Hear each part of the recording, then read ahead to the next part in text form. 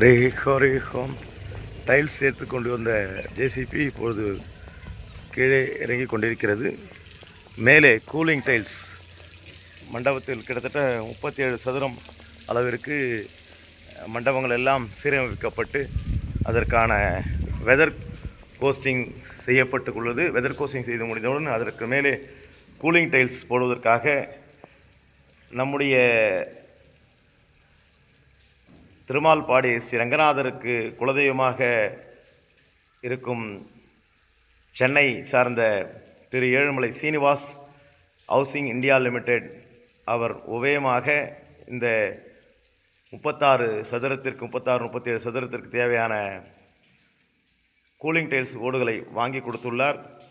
மேற்கொண்டு சில உபயதாரர்கள் சிமெண்ட் மூட்டை எல்லாம் வாங்கி கொடுத்திருக்கிறார்கள்.